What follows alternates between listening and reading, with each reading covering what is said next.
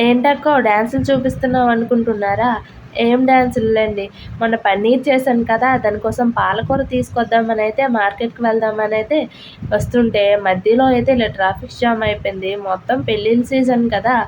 అస్సలు ఖాళీ లేదు రోడ్డయితే. ఆ డాన్సులు చేసుకునే ఉంటున్నారు. మొత్తానికి ఎలాగోలాగైతే బయటకొచ్చేసాం. బయటకొచ్చి మార్కెట్‌కెళ్తే చూసారా ఇప్పుడు మార్కెట్ ఎలా కళకళలాడిపోతుందో. సో, ఫుల్‌గా అయితే ఉన్నారు. మన పాలకూర అయితే ఎక్కడుందా అని ఎతికేస్తున్నాను మొత్తం అయితే. మొత్తం తిరిగి తిరిగి ఒక రౌండేసిన తర్వాతయితే ఒక బాబాయ్ షాపయితే కనబడింది. అక్కడైతే చాలా ఫ్రెష్‌గా ఉన్నాయి ఆకుకూరలయితే. ఇప్పుడే తెచ్చారంట. సో, నేనైతే పాలకూర అడిగాను. రూ. 10కైతే చూసారా ఎంత ఇస్తున్నారో. కాకపోతే ఆ బాబాయ్ దగ్గర కవరయితే లేదంట. కవర్ లేకపోయినా పర్లేదు బాబాయ్ ఇలా ఇచ్చేయని చెప్తే ఇంకొంచెం ఎక్స్‌ట్రా అయితే ఇస్తున్నారు. కవర్ వద్దన్నానని చెప్పి. సో, అది పట్టుకొనైతే మనం మళ్ళీ రిటర్న్ అయిపోయాం. సో, పాలకూరతో అయితే పన్నీర్ చేస్తాను. ఆ రెసిపీ అయితే వీడియోస్‌లో పెడతాను చూసేయండి.